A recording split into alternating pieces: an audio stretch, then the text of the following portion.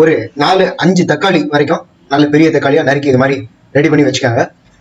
ஒரு சின்ன குக்கர்ல 1 டம்ளர் பயத்தம்பருப்பு, அதாவது பாசிப்பருப்பு போட்டு நல்லா வேக வச்சுக்காங்க. 3/4 பதம் அது நல்லா வெந்த பிறகு நம்ம ஏற்கனவே நறுக்கி வச்சிருக்கக்கூடிய அந்த தக்காளியை அதுல கொட்டிருங்க. கொட்டி கிட்டத்தட்ட ஒரு 15-20 நிமிஷம் அது வந்து நல்லா வேகணும். அந்த தக்காளியை ஒரு 4-5 தக்காளி நறுக்கி ரெடியா வச்சுக்கோங்க. இப்போ நாம வந்து என்ன பண்றோம், பயத்தம்பருப்பு அதாவது அந்த பாசிப்பருப்பு வந்து நல்லா வெந்துருச்சு. 1 டம்ளர், ஒரு 5 தக்காளிக்கு நம்ம வந்து 1 டம்ளர் பாசிப்பருப்பு போட்டு வேக வச்சிருக்கோம். நறுக்கின தக்காளி எல்லாத்தையும் இப்போ அதுல நம்ம கொட்டிடுறோம். இந்த இப்போ ஒரு 15 மினிட்ஸ் நம்ம வேக வச்சிருக்கோம்.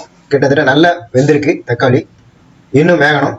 குக்கரை மூடி வச்சு ஒரு விசில் விட்டு எடுத்தீங்கனாலும் பரவாயில்ல, இல்லைன்னா அடுப்பை பெருசா வச்சுட்டு நல்ல அப்படியே நீங்க கிளறி கொடுத்துட்டே இருந்தீங்கனாலே போதும், தக்காளி சீக்கிரம் வெந்துடும். இப்போ அதில் நம்ம ஒரு 1/2 ஸ்பூன் மஞ்சள் தூள் போட்டுறோம். தேவையான அளவு உப்பு போட்டுக்கோங்க. ஒரு 5 தக்காளி போடுறீங்க அப்படின்னா அதுக்கு வந்து ஒரு 1.5 ஸ்பூன், சின்ன ஸ்பூனுக்கு ஒரு 1.5 ஸ்பூன் கல் உப்பு சேர்த்துக்கோங்க. மேலும் நல்ல இதை நம்ம கிளறி கொடுக்கணும்.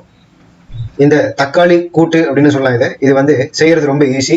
அவசரத்துக்கு நாம தக்காளி மட்டும் இருக்குன்னா அவசரத்துக்கு இந்த டிஷ் நம்ம செய்யலாம். இது வந்து ஒயிட் ரைஸ்ல பிசைஞ்சும் சாப்பிடலாம், சாம்பார் சாதத்துக்கு தொட்டுக்கலாம், இட்லி தோசைக்கு கூட இதை நம்ம சைட் டிஷ்ஷா யூஸ் பண்ணலாம். இப்போ நம்ம என்ன பண்றோம், ஒரு மிக்சி ஜார்ல ஒரு 1/4 மூடி தேங்காய், அதாவது ஒரு 2 பத்தை தேங்காய் போட்டு ஒரு 3 மிளகாய் வெத்தல், பச்சை மிளகாய் கூட யூஸ் பண்ணிக்கலாம், சீரகம் ஒரு 1/2 ஸ்பூன் சீரகம் போட்டு நல்ல அதை வந்து அரைச்சி எடுத்துருக்கோம். இப்ப தக்காளி நல்லா வெந்துருச்சு. அந்த அரைச்ச தேங்காய் விழுத நாம அதுல வந்து கொட்டிடுறோம். அதை ஒரு நல்ல கிளறி விட்டீங்கன்னா போறோம். அந்த தேங்காய் விழுது வந்து தக்காளி இதுல வந்து நல்லா சேர்ந்துடும். ஒரு 10 நிமிஷம் நல்ல கொஞ்சம் தண்ணி வத்துற அளவுக்கு நல்லா வந்து அதை கொதிக்க வைங்க. தண்ணி வத்திடுச்சுன்னா போறோம். ஒரு 10 நிமிஷம் கொதிச்சனாலே கூட்டு வந்து இந்த மாதிரி தயாராகிடும். இதை பார்க்கும்போதே நமக்கு வந்து சாப்பிடணும் அப்படின்னு தோணுது.